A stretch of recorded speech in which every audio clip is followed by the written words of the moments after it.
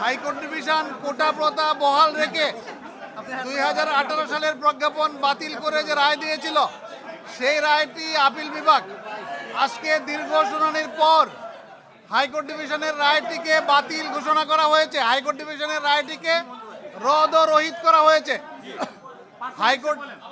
High court ডিভিশনের রায়টিকে রদ ও রহিত করা হয়েছে, অর্থাৎ হাইকোর্ট ডিভিশনের রায়টি বাতিল বলে গণ্য হলো। আর হাইকোর্ট ডিভিশনের রায়টি অন্য একটা সিপির উপর ভিত্তি করে দেওয়া হয়েছিল, সেই সিপিটাকে অকার্যকর করা হয়েছে রায়কে। আর কোটা প্রথাটাকে আন্ডার আর্টিকেল 104 যে সাবমিশনটি আমি করেছিলাম, আগেও আপনাদেরকে বলে আসছি, অ্যাপিলেট ডিভিশন আর্টিকেল 104 অনুযায়ী কোটা প্রথার একটি চূড়ান্ত সমাধান দিয়েছেন। সেই সমাধানটি হচ্ছে বর্তমান প্রেক্ষাপটকে বিবেচনা করে মুক্তিযোদ্ধাদের জন্য 5% থাকবে, সাধারণ কোটা থাকবে 93%, আর 7% কোটা থাকবে। তার মধ্যে 5% হতে মুক্তিযোদ্ধা, তার সন্তান এবং তার পুত্রদের, নাতি নাতনিদের জন্য, আর 1% হচ্ছে নৃগোষ্ঠী যারা রয়েছে, ক্ষুদ্র নৃগোষ্ঠী তাদের জন্যে, আর 1% হচ্ছে প্রতিবন্ধী এবং তৃতীয় লিঙ্গ তাদের জন্য। অর্থাৎ টোটাল কোটা হলো 7%, আর মেধায় হলো 93% নিয়োগ পাবে। আন্দোলনরত শিক্ষার্থীরা যে দাবি করে আসছিল সর্বনিম্ন কোটা থাকতে হবে 5%, এর থেকে সর্বোচ্চ সংখ্যা তারা বলে নাই। অ্যাপিলেট ডিভিশন সার্বিক দিক বিবেচনা করে আন্ডার আর্টিকেল 104 সেটাকে 7% নির্ধারণ করে দিয়েছেন এবং সরকারকে বলেছেন 3 মাসের মধ্যে এই সংক্রান্ত গেজেট জারি করে অ্যাপিলেট ডিভিশনে দায়ের করার জন্য 3 মাসের মধ্যে গেজেট করার জন্য বলে দিয়েছেন। এবং ছাত্রছাত্রীদেরকে আহ্বান জানিয়েছেন তারা যেন ক্লাসে ফিরে যায়, শান্তিপূর্ণভাবে ক্লাসে ফিরে যায়। গার্জিয়ানদেরকে আহ্বান জানিয়েছেন তারা যেন তাদের সন্তানকে বুঝিয়ে ক্লাসে ফেরত যেতে বলে, এবং শিক্ষার্থী যারা রয়েছে তারা যেন আদালতের প্রতি সম্মান রেখে, তাদের এই আন্দোলন থেকে, আদালতের আদেশের প্রতি সম্মান রেখে তারা তাদের আন্দোলন থেকে সরে যায় এবং আজকেই যেন ঘোষণা দেয় যে তারা আর এই আন্দোলনের সাথে নেই। এবং যে ক্ষয়ক্ষতিগুলি হয়েছে, প্রাণ ঝরে পড়েছে, এই জন্য অ্যাপিলেট ডিভিশন দুঃখ প্রকাশ করেছেন। একটি লম্বা অবজারভেশন অ্যাপিলেট ডিভিশন দিয়েছেন। সেই দিক বিবেচনা করে আজকে যে রায়টি দিয়েছে সেটি একটি ঐতিহাসিক রায়। আমাদের যে কোটা প্রথার প্রচলন চলে আসছিল সেটিকে সংস্কারের একটি ধারা আমি বলবো রেখে আপিলেট ডিভিশন যে রায় দিয়েছেন, আমরা বলবো এই রায়টি যেন সবাই মেনে নেন এবং আন্দোলনরত শিক্ষার্থী যারা তারা যেন ঘরে ফিরে যান, তারা যেন শান্তিপূর্ণ পরিবেশ বজায় রাখেন। এবং এই আন্দোলনকে কেন্দ্র করে তৃতীয় পক্ষ যারা মাঠে আসছে আমি বলবো তাদেরকে, তারা যেন আর ঘোলা পানিতে মাছ শিকার না করেন, তারা যেন আর রাষ্ট্রীয় সম্পদের ক্ষয়ক্ষতি না করেন, তারা যেন এই ঘোলা পানিতে মাছ শিকার করার যে প্রবণতা, তারা এই কোমলমতি শিক্ষার্থীদেরকে ভুল বুঝিয়ে তারা তাদের সরকার পতনের আন্দোলনের হাতিয়ার হিসেবে ব্যবহার করার যে অসৎ উদ্দেশ্য এবং অসৎ প্রবণতা, তার থেকে যেন তারা ফিরে যায়, সে আহ্বান আমি তাদেরকে জানাবো। এবং রায়ে এইটিও বলে দেওয়া হয়েছে, যেহেতু বিষয়টি পলিসি ম্যাটার, আজকে আলোচনার সবচেয়ে বড় বিষয় ছিল যে বিষয়টি পলিসি ম্যাটার। 3টা আর্গুমেন্ট ছিল। পলিসি ম্যাটার হওয়ার কারণে হাইকোর্ট ডিভিশন সরকারের পলিসি ম্যাটার বিষয়ে কোনো রায় দিতে পারে না। কিন্তু আজকে অ্যাপিলেট ডিভিশন 104 ধারাকে অবলম্বন করে যে নির্দেশনা দিয়েছেন, সেখানে কিন্তু আবার এক্সিকিউটিভকে বলে দিয়েছেন যে পরবর্তীতে তারা ইচ্ছা করলে কোটা পরিবর্তন এবং সংস্কার করতে পারবে। এই রায় কোনো বাধা হয়ে দাঁড়াবে না। আরেকটি বিষয় ক্লিয়ার করা দরকার যে হাইকোর্টের জাজমেন্টে মুক্তিযোদ্ধা এবং তাদের সন্তানদেরকে ব্যাকওয়ার্ড হিসাবে উল্লেখ করা হয়েছিল, কিন্তু অ্যাপিলেট ডিভিশন মনে করে বা আমরা সাবমিশন করেছি যে মুক্তিযোদ্ধারা আমাদের জাতির সূর্য সন্তান, তারা আমাদের গৌরব, তাদেরকে কখনোই ব্যাকওয়ার্ড হিসেবে চিহ্নিত করা যাবে না, তারা ফরওয়ার্ড থাকবে সবসময়। তাদের সম্মানার্থে এই কোটা দেওয়া হয়েছে, এটা তাদের সম্মানের বিষয়। আর অন্য যারা পেয়েছে তারা তাদের রাইট হিসেবে সংবিধানের আর্টিকেল 28, 29, 14 অনুযায়ী যেভাবে প্রোটেক্ট করতে বলা হয়েছে, সরকার সেভাবে তাদের রাইট এবং তাদের ইন্টারেস্টটাকে প্রোটেক্ট করবে।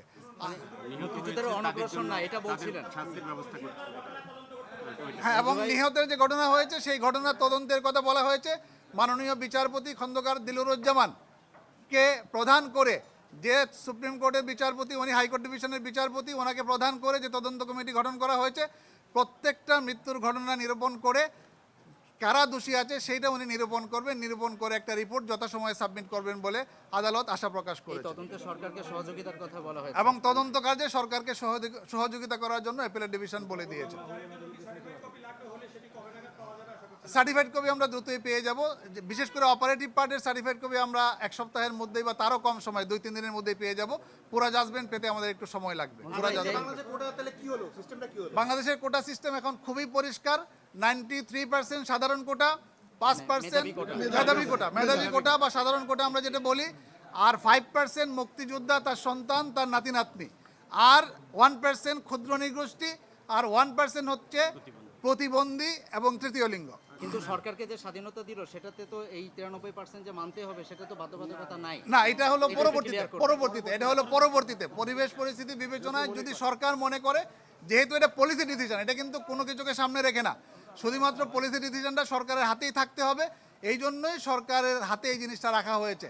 আর বর্তমান পরিস্থিতির বিবেচনা আন্ডার আর্টিকেল 104 অ্যাপিলেট ডিভিশন এই সিদ্ধান্ত প্রদান আপিল করেছে। বিভাগ যে পার্সেন্টেজ ঠিক করে দিলেন সেটা পারেন কিনা আপিল বিভাগ? আপিল বিভাগ 104 আপিল বিভাগ বলে দিয়েছে 100 করে অ্যাপিল বিভাগের মান 100 করে কমপ্লিট জাস্টিস বলতে যেটা বোঝায় সেটা ক্লিয়ার করেন মঞ্জু ভাই, এটা সরকার clear সেটা করেন। সেটা আপনার আপিল বিভাগের আছে। 104 হলো আপিল বিভাগের।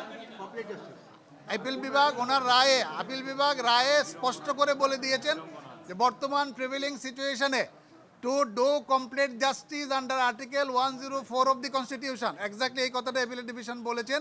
তারা এই কোটার জায়গাটাকে নির্ধারণ করে দিয়েছেন এবং যে দাবিগুলি ছিল উভয় পক্ষ থেকে সংস্কারের, এবং উনি হাস্যরসাত্মকভাবে এটাও বলেছিলেন বা ইনভাইট করেছিলেন যারা আর্গুমেন্ট করার জন্য শিক্ষার্থীর পক্ষ থেকে, তারাও এই আর্গুমেন্টে করেছে তারা সংস্কার চায়, আমিও বলেছি সংস্কার চাই। সুতরাং এই সংস্কার চাওয়ার প্রেক্ষিতে উভয় পক্ষের যেহেতু এখানে একটা সিমিলার জায়গা তৈরি হয়েছে, অ্যাপিলেট ডিভিশন সেটাকে অ্যাকসেপ্ট করে নিয়েছেন এবং এই রায়টি মঞ্জু ভাই, আদেশের শুরুতে কিন্তু বারবার চিফ জাস্টিস যারা কোটা সংস্কারের সাথে যুক্ত আন্দোলনের সাথে তাদেরকে খুঁজছিলেন, এর আগেও কিন্তু তাদেরকে কথা যেহেতু তারা ইন্টারেস্ট প্রকাশ করেছিল, এর আগেও বলেছিলেন এবং সকালবেলায় কয়েকজন বলেছিল তারা আসবে আদালতে, এই কারণে উনি খুঁজেছিলেন, সকালবেলায় পারমিশন চেয়েছিলেন। প্রজ্ঞাপন পুরো রায় এখন তো কোটা থাকলোই না, প্রজ্ঞাপন জারি কোটা তো করার জন্য নাই। অপারেটিং পার্টটা হলেই হবে, অপারেটিং তো নেই। পার্টটা হলেই হবে। আন্দোলনকারীদের সমস্ত দাবি মেনে নেওয়া হবে। দাঁড়াও।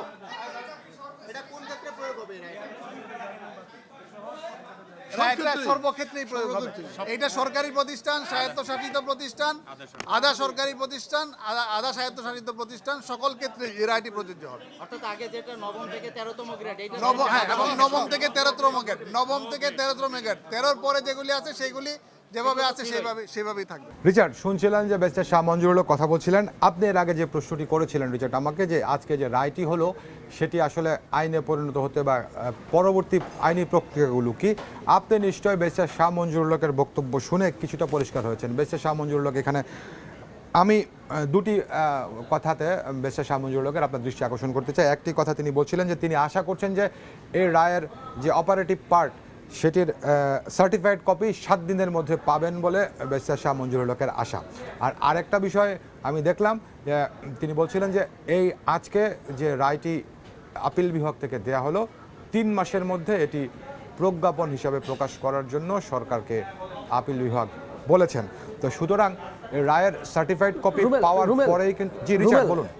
রুমেল, এখানে একটা প্রসঙ্গ এসেছে, আমরা দেখেছিলাম ব্যারিস্টার শাহ মঞ্জুরুল হক বলছিলেন যে এই কোটা নির্ধারিত করে দেয়া বা নির্ধারণ করে দেয়া 93% মেধাবী কোটা, 5% মুক্তিযোদ্ধা কোটা, 1% ক্ষুদ্র নৃগোষ্ঠী এবং 1% প্রতিবন্ধী কোটা, এটি আসলে আপিল বিভাগ নির্ধারণ করে দিতে পারেন কিনা, এই ব্যাপারটাতে তিনি একটা ব্যাখ্যা দিচ্ছিলেন, সেই ব্যাখ্যাটা একটু আপনার কাছ থেকেও জানতে চাচ্ছিলাম। আচ্ছা, এইখানে একটি ব্যাখ্যা তিনি, আমি যতদূর শুনেছি ব্যারিস্টার শাহ মঞ্জুরুল হকের বক্তব্য, তিনি বলছিলেন যে আদালত এটা বলেছেন যে সরকার এইভাবে করতে পারে, চাইলে সরকারের হাতে অন্যভাবে করারও সুযোগ আছে, আমি যতটুকু বুঝেছি। তো এখানে একটা বিষয় আপনি খেয়াল করেন রিচার্ড, হাইকোর্টের রায়টি যখন বাতিল চেয়েছিলেন এই মামলার শুনানির সময় অ্যাটর্নি জেনারেল, তিনি অ্যাটর্নি জেনারেলকে উদ্ধৃত করে কিন্তু আমরা একটি খবর প্রকাশ করছিলাম, আমরা মানে সকল গণমাধ্যম একটি খবর বলছিলাম যে অ্যাটর্নি জেনারেল বলছেন যে কোটার বিষয়টি সরকারের পলিসিগত বিষয়, সেখানে আদালত হস্তক্ষেপ করতে পারে না।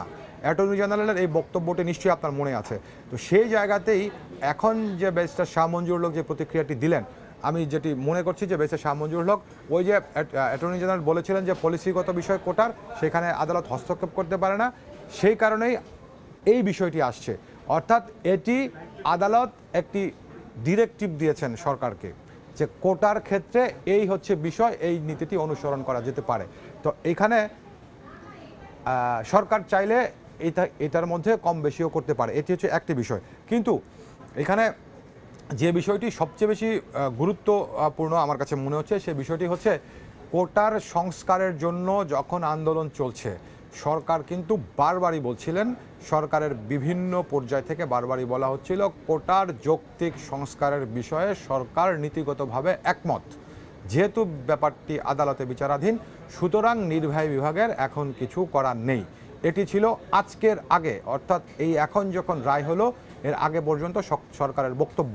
তো এখন যেহেতু এটি আদালতের বিষয়টির নিষ্পত্তি হলো, আদালত থেকে একটি সুরাহা এলো, এখন সরকারের চাইলে কিছু করার এখানে আছে। অর্থাৎ কিছু করার বলতে এখন যৌক্তিক সংস্কারের বিষয়টি। তো আজকে আদালত যে রায়টি দিল, সরকার যদি এটিকে যৌক্তিক মনে করে, সরকার সরকারি চাকরির ক্ষেত্রে এই কোটাই অনুসরণ করবে। এই কোটা মানে 93% সাধারণ কোটা, যারা কোনো ধরনের কোটা ছাড়াই অর্থাৎ সাধারণ তালিকা, 5% মুক্তিযোদ্ধা কোটা, 1% ক্ষুদ্র নৃগোষ্ঠী কোটা, 1% প্রতিবন্ধী কোটা। এইটা সরকার এখন অনুসরণ করবে বা করতে পারবে। আবার যদি সরকার মনে করে না এখানে কিছুটা কম বেশি করতে, সেটাও করতে পারবে। এটি হচ্ছে ব্যারিস্টার শাহ মঞ্জুর হকের যে ব্যাখ্যা, যে প্রতিক্রিয়া এখন দিলেন, সেখান থেকে আমি বুঝেছি। রিচার্ড। আচ্ছা রুমেল, আরেকটা বিষয় তিনি এখানে অবতারণা করেছেন, সেটি হচ্ছে গিয়ে এটি পরবর্তীতে 3 মাস পরে প্রজ্ঞাপন আকারে জারি হবে, তারপরে হয়তো বাস্তবায়িত হওয়ার দিকে আর কোনো বাধা থাকবে না। কিন্তু সেটি যদি 3 মাস পরে প্রজ্ঞাপন আকারে জারি হয়, তাহলে এই 3 মাসের যে একটা দীর্ঘ সময় থেকে যায়, এই বিষয়টি কি কোনোভাবে এগিয়ে আসা সম্ভব হয় কিনা, বা এই বিষয়টা আসলে সম্ভব হওয়ার কোনো সম্ভাবনা আছে কিনা? না রিচার্ড, এখানে আমি একটু বলি আপনাকে, এই ব্যাখ্যাটাতে আমি আপনার কাছে আসবো। তার আগে আমি শুনছি যে রিজকারীর আইনজীবী ব্যারিস্টার মনসুরুল হক কথা বলছেন, আমরা একটু তার প্রতিক্রিয়াটি শোনার চেষ্টা করি। কতগুলি বিষয়ের মধ্যে একটা হচ্ছে যে পলিসি ডিসিশন কি, অর্থাৎ কোটা থাকবে কি কোটা থাকবে না, কত % কোটা থাকবে, এগুলো সমস্ত সরকারের বিষয়। 2018 সালে যখন কোটা সিস্টেম বাতিল করে দেওয়া হলো, তখন এটা সরকারি সিদ্ধান্ত ছিল। সরকার যে সিদ্ধান্ত দেয় সেটাই চূড়ান্ত। এই চূড়ান্ত সিদ্ধান্তের উপর কোর্টের কোনো এখতিয়ার নাই কোনো রকম ইন্টারফেয়ার করার, সেটা হচ্ছে প্রথম। দ্বিতীয়ত হচ্ছে এর আগে এই হাইকোর্ট যেটা ডিসিশন দিয়েছে, সেটা ডিসিশন দিয়েছে 2018 সালের আগে। হাইকোর্ট 18 সালের আগে যে পলিসি ছিল গভর্নমেন্টের, 30% যে কোটা ছিল মুক্তিযোদ্ধাদের জন্যে, সেইটার উপর বেসিস করে এই সিদ্ধান্ত দিয়েছে। কিন্তু 2018 সালের আগের যে সিদ্ধান্তগুলো ছিল, সেটা 2018 সালের কোটা সিস্টেম বাতিল হওয়ার কারণে, আর কোনো কোটা সিস্টেম না থাকার কারণে হাইকোর্টের সিদ্ধান্তটা ভুল ছিল। এক আর দুই, দ্বিতীয়টা যেটা বলার চেষ্টা করেছিলাম সেটা হচ্ছে যে সমস্ত শিক্ষা ব্যবস্থা, চাকরি, ছাত্রদের যে ভর্তি হওয়ার যে সুযোগ, সেটা মেরিটোক্রাসির উপর বাঞ্ছনীয়, মেরিটোক্রাসির উপর ভিত্তি হয়েই এটা বাঞ্ছনীয়। কোটা সিস্টেম এমনভাবে না করা হয় যাতে করে মেরিটোক্রাসির উপর কোনো রকম আঘাত পড়ে। সেখানে ইন্ডিয়ান কতগুলি ডিসিশনে আমরা সাবমিট করেছিলাম, যেখানে যে বিটুইন কোটা সিস্টেম এবং মেরিটোক্রেসি, সেখানে মেরিটোক্রেসিকে যেন আঘাত না করা হয়, মেরিটোক্রেসির উপর কোনো ডেট্রিমেন্টাল কোনো প্রভাব না পড়ে, সেই ব্যাপারে সজাগ থাকা। অর্থাৎ সবচেয়ে বড় বিষয়টা হচ্ছে মেধার উপর গুরুত্ব আরোপ করা।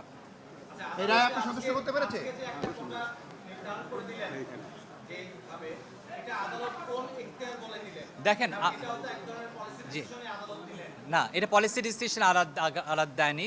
সেটা হচ্ছে আমাদের সংবিধানে 104 যে ধারাটি, যে অনুচ্ছেদটি আছে, সেই অনুচ্ছেদটি হচ্ছে কমপ্লিট জাস্টিস। কমপ্লিট জাস্টিস কখন হয়?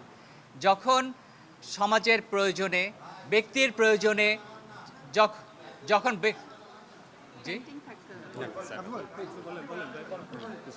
যে ব্যক্তির প্রয়োজনে, সমাজের প্রয়োজনে, জনগোষ্ঠীর প্রয়োজনে, বিরাট একটা শ্রেণীর প্রয়োজনে যখন কোনো সিদ্ধান্তের প্রয়োজন হয়, প্রচলিত আইনে সেই ব্যাপারে কোনো কিছু না থাকে বা এমন কিছু থাকে যাতে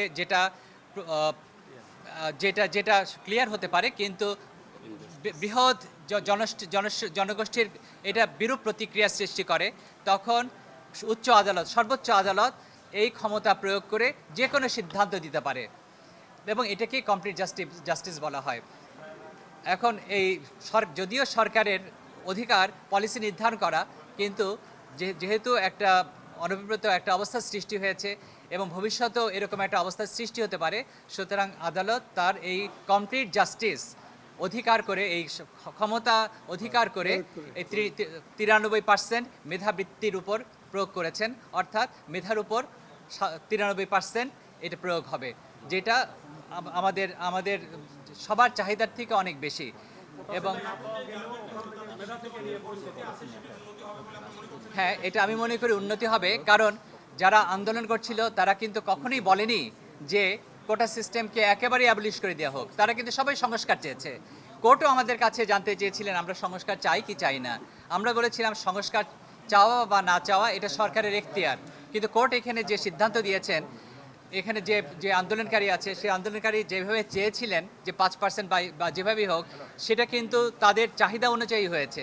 সুতরাং আমি মনে করি যে আদালত আজকে যে রায় দিয়েছে, সর্বান্তক মেধাবৃত্তির উপর ভিত্তি করে যে সিদ্ধান্ত অভিপ্রায় ছিল এই জাতির কাছে, সেটাই এটা প্রতিফলন হয়েছে এই রায়ে। রিচার্ড, আপনি শুনছিলেন যে আইনজীবী কথা বলছিলেন, আর এখানে আরেকটা বিষয় আমি একটু রিচার্ড বলতে চাই। আপনি প্রজ্ঞাপনের প্রসঙ্গটি বলছিলেন, 3 মাস পরে নয় 3 মাসের মধ্যে প্রজ্ঞাপন জারির কথা আদালত বলেছেন। আর এখানে আপনি বৈষম্য বিরোধী ছাত্র আন্দোলন, অর্থাৎ যারা কোটা সংস্কারের জন্য আন্দোলন করছিলেন তাদের কথা জানতে চাইছিলেন বা তাদের প্রতিক্রিয়ার ব্যাপারটি বলছিলেন। আপনি একটু জানাতে চাই, বৈষম্য বিরোধী ছাত্র আন্দোলনের অন্যতম সমন্বয়ক সার্জিস আলম তিনি একটি প্রতিক্রিয়া দিয়েছেন। তিনি এই আদালতের রায়কে স্বাগত জানিয়েছেন এবং বৈষম্য বিরোধী ছাত্র আন্দোলন এই ইস্যুকে ইতিবাচক, কোটা আন্দোলনের যে ইস্যু বা কোটার যে ইস্যুর আজকে সমাধান আদালত থেকে এলো, সেটিকে তারা ইতিবাচক হিসেবে দেখছেন বলে জানিয়েছেন।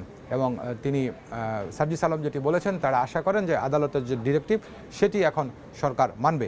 আর আপনি এই যে এখন যে আইনজীবী কথা বলছিলেন ব্যারিস্টার আহসানুল করিম, তার প্রতিক্রিয়া আপনি শুনছিলেন যে কোটা কিন্তু সরকারের পলিসিগত বিষয়, সরকারের অধিকার। আপনি জানেন বাংলাদেশে গণতান্ত্রিক সরকার, গণপ্রজাতন্ত্রী বাংলাদেশ, এই রাষ্ট্রের মালিক হচ্ছে জনগণ। জনগণ 5 বছরের জন্য তাদের দেখভালের জন্য ভোট দিয়ে সরকার নির্বাচিত করে। তো সুতরাং যে সরকার যখন ক্ষমতায় থাকেন, এখন যে সরকার আছেন, তারা কিন্তু বাংলাদেশের 17 কোটি মানুষের প্রতিনিধি। 17 কোটি মানুষ তাদেরকে চেয়েছেন, তারা 17 কোটি মানুষকে পরিচালিত করবেন। মানুষ তাদেরকে ভোট দিয়ে নির্বাচিত করেছে তাদেরকে দেখভালের জন্য, তাদের কল্যাণের জন্য। তো সুতরাং সরকার জনগণের প্রতিনিধিত্ব করে। এই কারণেই বারবার এই কথাটি বলা হচ্ছে যে এই বিষয়গুলো সরকারের পলিসিগত বিষয়, কারণ এই পলিসি নির্ধারণের জন্য বাংলাদেশের নাগরিকরা সরকারকে ভোট দিয়েছে। তো সরকার জনস্বার্থ বিবেচনা করেই সিদ্ধান্তগুলো নেবেন। এখন বিষয় যেটি দাঁড়াচ্ছে, আপনি জানেন একটি সমাজে, একটি রাষ্ট্রে বিভিন্ন মত, বিভিন্ন পক্ষ থাকে, বিভিন্ন চাওয়া থাকে, কিন্তু সরকারের কাজ হচ্ছে এই বিভিন্ন চাওয়া, বিভিন্ন পক্ষ, বিভিন্ন মতকে একত্রিত করে সর্বোচ্চ জনকল্যাণ যেখানে নিশ্চিত হবে সেই কাজটাই করা। সুতরাং এই বিষয়টাই কিন্তু আইনজীবীরা বোঝানোর চেষ্টা করছেন, কিংবা আদালতও এই কারণে এই বিষয়টি বলেছেন। আদালত ডিরেকশন দিয়েছেন যে 93% মেধা, 7% কোটা, কিন্তু সরকার জনকল্যাণ বিবেচনা এখানে চাইলে পরিবর্তন, পরিমার্জন বা অন্য জনকল্যাণের জন্য কিছু করতে পারেন। তবে ব্যাপারটি কিন্তু আমি বারবারই রিচার্ড আপনাকে বলছি, কারণ এই আন্দোলনটি চলাকালে আজকের রায় পর্যন্ত সরকারি তরফে বারবারই বলা হচ্ছিল যে নীতিগত এবং যৌক্তিক সংস্কারের বিষয়ে সরকার নীতিগতভাবে এক। তো এখন আসলে পরবর্তীতে দেখার বিষয়, কারণ সরকার নিশ্চয়ই চাইবে কোনো পক্ষ যেন সংক্ষুব্ধ না হয়, সব পক্ষকে সংক্ষুব্ধ রেখে সকল নাগরিকের সন্তুষ্টি যেন পাওয়া যায়, সেরকম ব্যাপার, সেরকম ধারাতেই পরবর্তী কার্যক্রমগুলো এগিয়ে নিতে। রিচার্ড। রুমেল, আমরা দেখছিলাম যে যখন হচ্ছে গিয়ে ব্যারিস্টার আহসানুল করিম কথা বলছিলেন, উনি একটা বিষয়ের অবতারণা করেছেন, সেটি হচ্ছে গিয়ে কমপ্লিট জাস্টিস। কমপ্লিট জাস্টিসের আদালত যে কোনো সময় যে কোনোভাবে যেটা জনস্বার্থে বিবেচনা করা যেতে পারে সেই আইনের মানে আদেশ দিতে পারেন, সেই আদলেই আসলে এই বিষয়টির নিষ্পত্তি আজকে করা হয়েছে। তো এই কমপ্লিট জাস্টিসের বিষয়টাতে যদি আপনার কাছে একটু ব্যাখ্যা জানতে চাই, আপনার জানা মতে আসলে এর মানে আর কোনো ব্যাখ্যা আছে কিনা সেটি যদি আমাদের একটু জানাতেন। কমপ্লিট জাজমেন্ট, আপনি কি পূর্ণাঙ্গ রায়ের কথা বোঝাচ্ছেন রিচার্ড? হ্যাঁ, কমপ্লিট জাস্টিস সেটার পূর্ণাঙ্গ রায়ের কথাই বোঝাচ্ছি। আচ্ছা, এখন ধরুন আপনি আদালত কিন্তু, যেমন এর আগে আমরা যখন হাইকোর্টের রায় নিয়ে আলাপ করছিলাম, আমি তখন কিন্তু বলছিলাম যে হাইকোর্টের পূর্ণাঙ্গ রায়টি প্রকাশ হয়েছে। আপনি জানেন যে কোনো মামলার ক্ষেত্রেই আদালত একেবারেই এজলাসে বসেই পূর্ণাঙ্গ রায় ঘোষণা করেন না। রায়ের মধ্যে যে ডিরেকশনটি আছে কিংবা রায়ের যে মূল কথাটি আছে সেটি আদালত এজলাসে ঘোষণা করেন, অর্থাৎ এই রায়তে কি আছে। এরপরে পূর্ণাঙ্গ যে রায় সেটি প্রকাশ পেতে কিছুটা সময় লাগে, এটি হচ্ছে মানে স্বাভাবিক প্রক্রিয়া। তো আজকে কিছুটা সময় এখন সেটি কতদিন সময় সেটিরও কিন্তু নির্দিষ্ট করে কোনো ব্যাখ্যা নেই যে মানে কতদিন, এটি হচ্ছে যে যৌক্তিক সময়ের মধ্যে আপনার পূর্ণাঙ্গ রায় প্রকাশ করা হওয়া উচিত, এটাই মনে করা হয়। এখানে আরেকটা বিষয় আপনাকে একটু জানাই, মানে উদাহরণ দেওয়ার জন্য আপনাকে বলি, এই কিছুদিন আগে পর্যন্ত এরকমও হয়েছিল যে অনেক রায় হয়েছে, বিচারপতি হয়তো অবসরে চলে গেছেন কিন্তু পূর্ণাঙ্গ রায় প্রকাশ হয়নি, কিন্তু বিচারপতি অবসরে গিয়ে পূর্ণাঙ্গ রায় প্রকাশ করতে আইনত কোনো বাধা ছিল না, কিন্তু নৈতিকভাবে বিষয়টা আসলে কতটুকু যৌক্তিক এরকম একটি ব্যাপার সুপ্রিম কোর্ট থেকে উঠেছিল। সুপ্রিম কোর্টের সে সময়কার প্রধান বিচারপতি তিনি সকল বিচারপতিকে একটি মৌখিক নির্দেশনা দিয়েছিলেন যেন পদে থাকা অবস্থাতেই প্রতি বিচারপতির হাতে যে মামলাগুলো থাকে সেগুলোর পূর্ণাঙ্গ রায়টি দিয়ে যান। তো এখন গত বেশ কয়েক বছর ধরে সেই ধারাটাই কিন্তু অনুসরণ করা হচ্ছে, অর্থাৎ যে কোনো মামলার এখন আমরা দেখি যে পূর্ণাঙ্গ রায় প্রকাশ পেতে আসলে খুব বেশি দিন সময় লাগে না।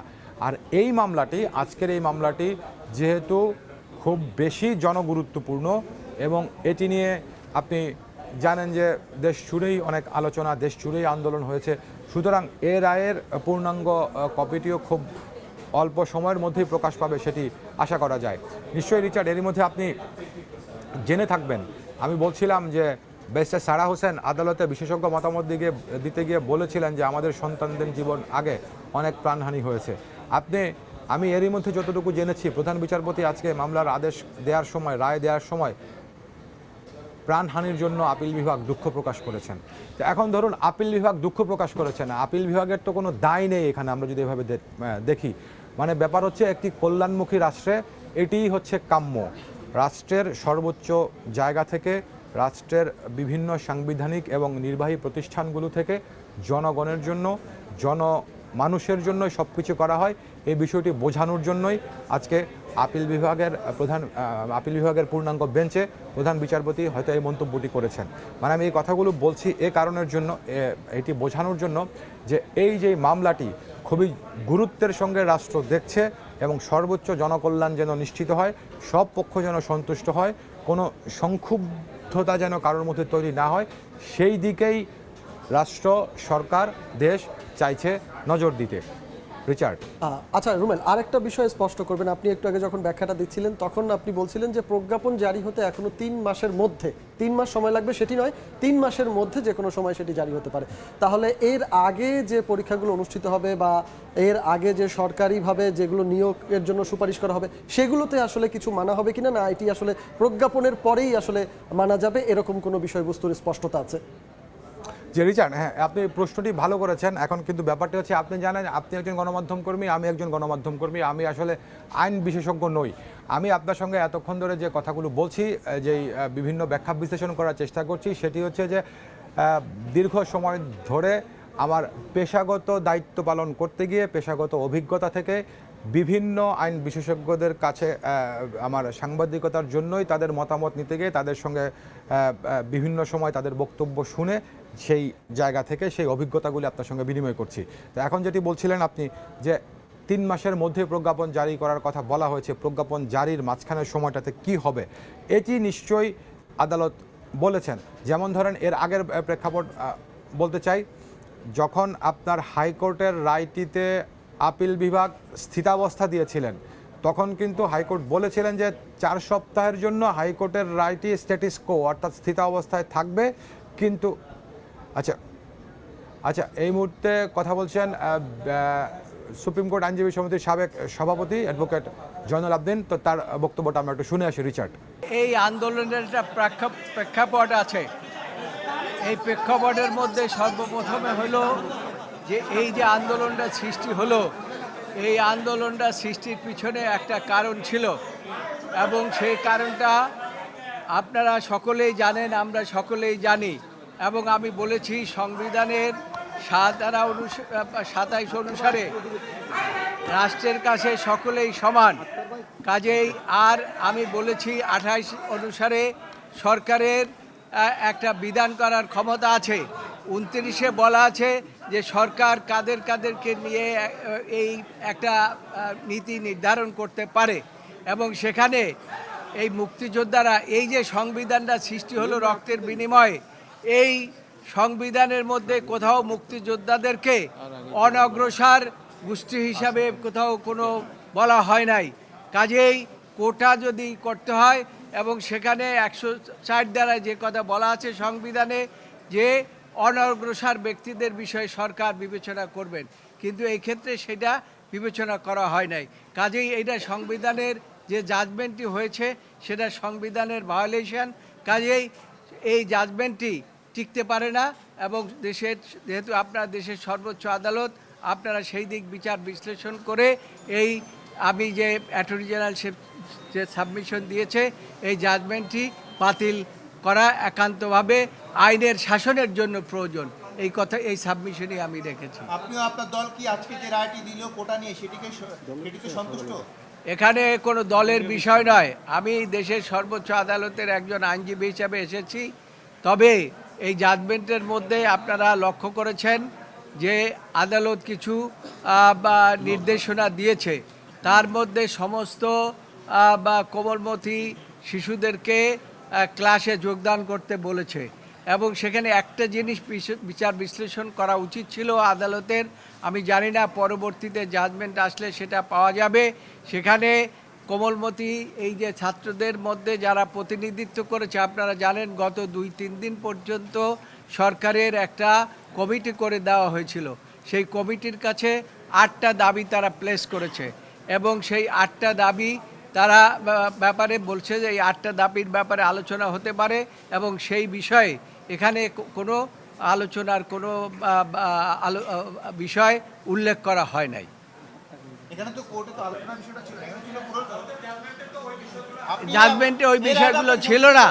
এটা হচ্ছে আমার নিজস্ব মত যে এখানে যে কথা বলা হয়েছে কোমলমতি শিশুদেরকে এই হত্যার বিষয়ে আমাদের, আপনারা যে কথা আমাকে প্রশ্ন করেছেন যে আমাদের দলের বিষয়, এই দলের বিষয় হচ্ছে দল কোনো এটার সাথে সম্পৃক্ত না, এই আন্দোলনের সাথে দলের কোনো সম্পৃক্ততা নাই। এই ঘোষণাটা আওয়ামী লীগ দিয়েছে। আওয়ামী লীগের সাধারণ সম্পাদক বলেছে যে এই আন্দোলনকে দমন করার জন্য ছাত্রলীগই যথেষ্ট, এবং ছাত্রলীগই এই আন্দোলনের সূত্রপাত করেছে কোমলমতি শিশুদের উপরে হামলা করে। এইটা দেশের জনগণ কোনোদিনই কামনা করে না, আদালতও কামনা করে না, আমরা দেশের সচেতন নাগরিক আপনারাও কামনা করেন না, এবং সাংবাদিকরাও এটা কামনা করে না। আপনি প্রশ্নটার উত্তর দেননি, আপনি কি আপিল বিভাগের আজকে রায়ে সন্তুষ্ট কিনা? না, এইটা রায়ের সর্বকিছু পাওয়ার পরে আমরা এটা বিচার বিশ্লেষণ করব, এবং এই রায়ের মধ্যে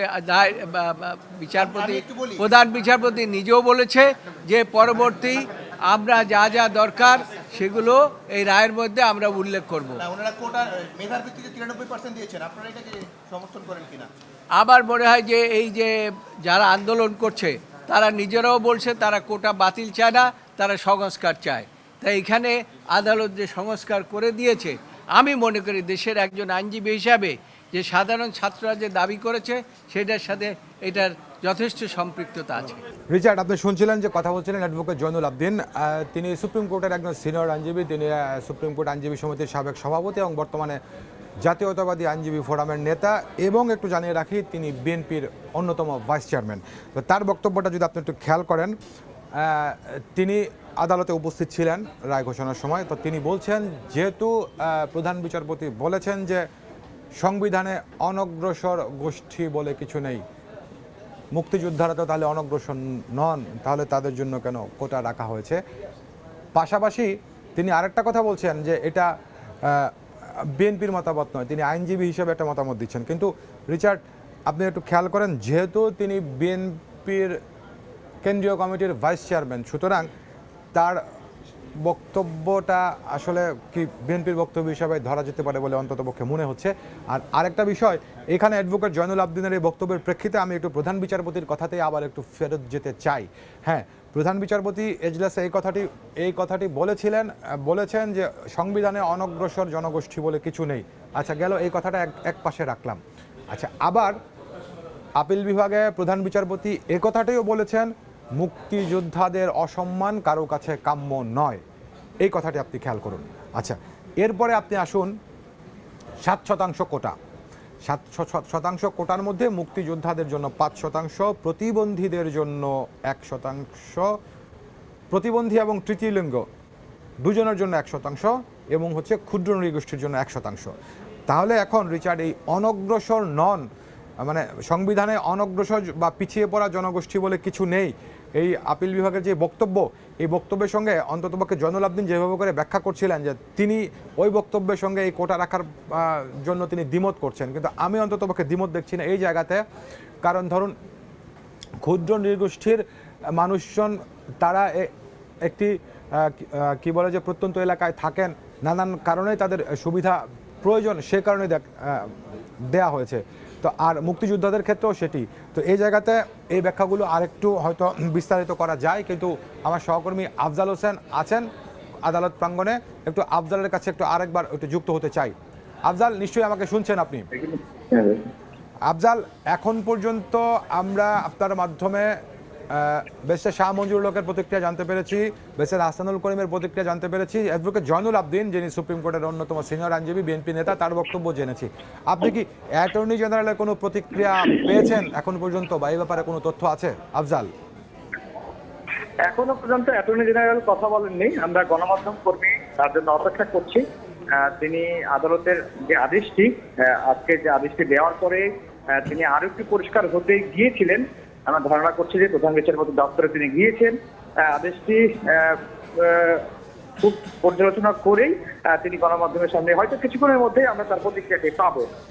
আর এখন পর্যন্ত যে কজন আইনজীবীর প্রতিক্রিয়া পাওয়া গেছে তারা বরাবরই বারবারই যেটি বলছেন যে এই রায়ের পর আন্দোলনকারী শিক্ষার্থীরা তাদের যে আন্দোলন করার কোনো যৌক্তিকতা আর নেই, কারণ তারা সংস্কার চেয়েছিলেন, আপিল বিভাগ সংস্কার করে দিয়েছেন এবং আপিল বিভাগ তার সংস্কারের যে আদেশটি সেখানে স্পষ্ট করে বলে দিয়েছেন যে ন্যায় বিচারের স্বার্থে, কমপ্লিট জাস্টিসের স্বার্থে একটি সুপারিশ তারা করছেন যে 93% মেধায় 5% মুক্তিযোদ্ধার সন্তান এবং নাতি নাতিরা পাবে এবং বাকি যে 2% 1% প্রতিবন্ধী এবং তৃতীয় লিঙ্গের জন্য, আর আরেক শতাংশ হচ্ছে ক্ষুদ্র নৃগোষ্ঠীর জন্য।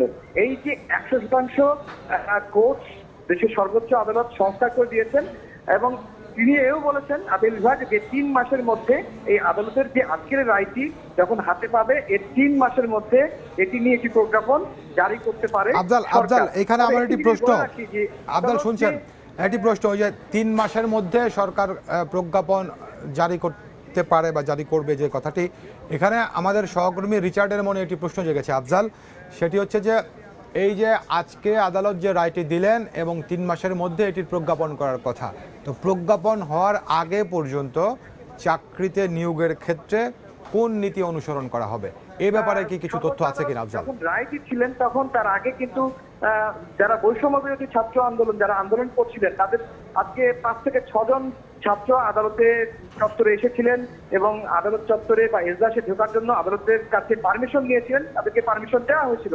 যখন আপিল বিভাগ আদেশটি দেন তখন তাদেরকে কিন্তু খুঁজছিলেন যে এই বৈষম্য বিরোধী ছাত্র আন্দোলনের কেউ আদালতে এসেছেন কিনা, এজলাসে আছেন কিনা, তখন কিন্তু তাদেরকে পাওয়া যায়নি।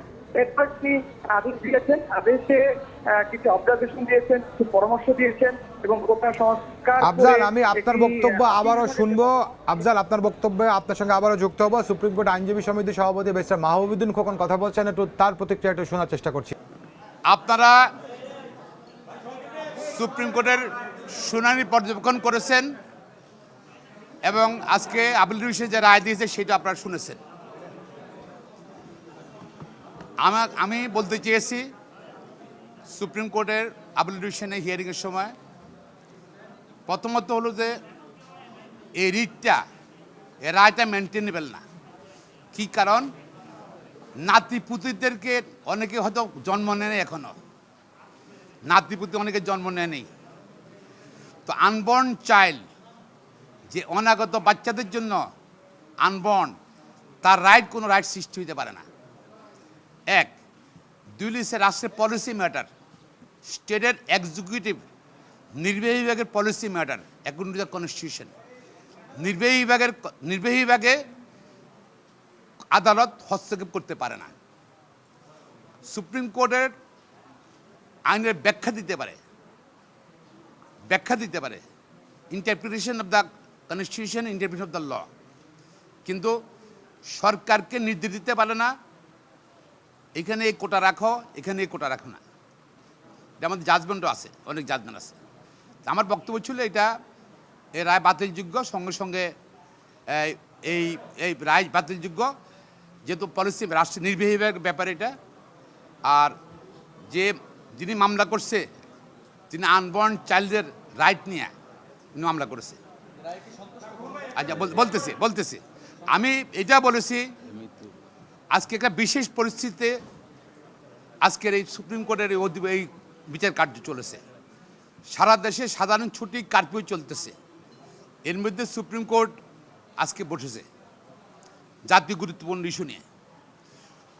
এইটা আমি বলেছিলাম, কোর্টে বলেছি, এর মধ্যে আমাদের হাজার হাজার ছাত্রছাত্রী আহত হয়েছে, হাসপাতালে কাতরাচ্ছে মৃত্যুর জন্য, মৃত্যুর মুখোমুখি, এবং হতে নিহত হয়েছে। সরকার কেন, আমি এটা বলেছি কোর্টে, সরকার কেন আরও আগে এই সিদ্ধান্তটা করলেন না? সরকারের পক্ষ থেকে বলা হচ্ছে, রাষ্ট্রের পক্ষ থেকে বলা হয়েছে যে এই রায়টা বাতিল করা হোক, পলিসি ম্যাটার। এই কথাটা কেন আগে বলেন নাই? আগে বলতে পারতেন তো। তাহলে আমাদের এই 17 ছেলে মেয়ে কিন্তু নিহত হইতো না, আহত হইতো না, জাতীয় সম্পদ নষ্ট হইতো না। এটার জন্য সরকার সম্পূর্ণভাবে দায়ী। এবং পাশাপাশি আমি এটা বলতে চেয়েছিলাম, সেটা বলতে পারিনি যে সময় দেয়নি অভাবে, যে বাংলাদেশে 52 বছর হয়ে গেছে, এখনো আমাদের প্রকৃত মুক্তিযোদ্ধার তালিকা প্রণয়ন করে নাই সরকার, রাজাকারদের তালিকা প্রণয়ন করে নাই। আচ্ছা, প্রণয়ন করে নাই। এই পর্যায়ে আপনি কীভাবে মুক্তিযোদ্ধাদের, আমি আসতেছি রায় আসতেছি, রায়, হ্যাঁ আচ্ছা আসতেছি, সে পয়েন্টে আসতেছি। তো সেই পর্যায়ে আপনি কীভাবে মুক্তিযোদ্ধার তালিকা করবেন, মুক্তিযুদ্ধের স্বীকৃতি দেবেন?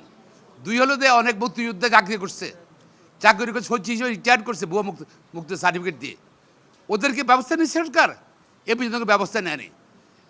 তাছাড়াও প্রধানমন্ত্রী উস্কে দিয়েছিলেন, উনি তো বলেছিলেন ওনার বক্তব্যে, উনি ইয়েতে যাওয়ার আগে, বিদেশে যাওয়ার আগে, চীন যাওয়ার আগে উনি বলেছেন যে উনি বক্তব্য রেখেছেন কোটার পক্ষে। আবার ফিরে এসে সাংবাদিক সম্মেলনে উনি বলেছেন, এতে গিয়া ছাত্র সমাজ এবং চাকরি প্রার্থীরা আরও উত্তেজিত হয়ে যায়। এখন পরিস্থিতির জন্য দায়ী কে? সরকার দায়ী। আজকের আদালতে যে রায় দিয়েছে, রায়টা স্পষ্ট, যেটা সার্বভৌম রেশিও, যে যেহেতু এটা পলিসি ম্যাটার, রাষ্ট্রের নির্বাহীর দায়িত্ব এটা, সুতরাং এই রায়টা রহিত করা হইল। এটা এক। আবার কিন্তু আমাদের মহামান্য সুপ্রিম কোর্ট আবার কিন্তু বললেন যে 93% মেধার ভিত্তিতে কোটা হবে, মেধা কোটা হবে। তো একদিক দিয়ে বলেছেন যে আমাদের আপিল ডিভিশন যে এটা পলিসি ম্যাটার, এটা বাতিল। আর এদিকে কিন্তু ওনারাই মোটা একটা গাইডলাইন দিয়ে দিয়েছেন। মূল্যায়ন ফুল জাজমেন্ট পাইনি, তো মূল্যায়ন করার সময় আসেনি। তবে যেটা আমি মনে করি, যেটা সুপ্রিম কোর্ট যেটা দিয়েছে, এটা তো highest court of the country judgment দিয়েছে, কমপ্লিট জাস্টিস, কিছু বলার নেই, বলতে চাই না, কন্টেম্পট অফ কোর্ট হবে। তবে এটা নির্বাহী বিভাগের দায়িত্ব। আমরা শুনছিলাম ব্যারিস্টার মাহবুবুদ্দিন খোকনের প্রতিক্রিয়া। এখানেও রিচার্ড, আমি একটু আপনার সঙ্গে একটু বলতে চাই। ধরুন ব্যারিস্টার মাহবুবুদ্দিন খোকন, তিনি সুপ্রিম কোর্ট আইনজীবী সমিতির সভাপতি, কিন্তু তিনিও বিএনপির যুগ্ম মহাসচিব। আপনি শুনছিলেন তার প্রতিক্রিয়া। তা আমার রিচার্ড, আমার কেন জানি মনে হচ্ছে এই জায়গাটাতে ওনারা জয়নুল আবদিন, তারপরে হচ্ছে ব্যারিস্টার মাহবুবুদ্দিন খোকন, দুজনই খুবই সিনিয়র আইনজীবী এবং আইনের ব্যাপারে তারা যথেষ্ট বিশেষজ্ঞ। কিন্তু তাদের বক্তব্যগুলো শুনে আমার কেন জানি মনে হচ্ছে এটার মধ্যে তাদের বক্তব্যে আইনজীবীর থেকে তাদের দলীয় মতের প্রতিফলন বেশি ঘটছে। কারণ কেন বলছি, আপনি শুনছিলেন যে তিনি ব্যারিস্টার মাহবুবুদ্দিন খোকন বলছিলেন যে প্রাণহানির ব্যাপারে, এ ব্যাপারে আদালত কি করবে বা কিছু বলেননি। কিন্তু ব্যাপারটি হচ্ছে আজকের বিচার্য বিষয় কিন্তু সেটি নয়। আজকের বিচার্য বিষয় ছিল কোটা পুনর্বহার করে হাইকোর্ট যে পরিপত্র জারি করেছে সেটার বিরুদ্ধে রাষ্ট্রপক্ষের যে আপিল ছিল সেই আপিলের শুনানি, এবং সেটি নিয়ে রায় দিয়েছেন আজকে। এটি গেল একটি বিষয়। আর আরেকটি বিষয় হচ্ছে আপিল বিভাগ কিন্তু আজকে এই প্রাণহানির বিষয়ে কিন্তু দুঃখ প্রকাশ করেছেন। এবং রিচার্ড, আপনি জানেন যে কোনো হত্যাকাণ্ড একটি ফৌজদারি অপরাধ, তো সেই ফৌজদারি অপরাধের বিচার ফৌজদারি আইনেই হবে। এখানে তো প্রধান বিচার এটি নিয়ে এখন পর্যন্ত মামলাগুলো প্রধান বিচারপতির কাছে যায়নি, কিন্তু তারপরেও তারা এ ধরনের ব্যাখ্যা দিচ্ছেন কেন সেটি আসলে আমি ঠিক আপনাকে বোঝাতে পারবো না। রিচার্ড, আচ্ছা, ছোট্ট করে আপনি যে ব্যাখ্যাটা আমাকে দিয়েছিলেন সেই ব্যাখ্যাটা যদি আরেকটু স্পষ্ট করতেন।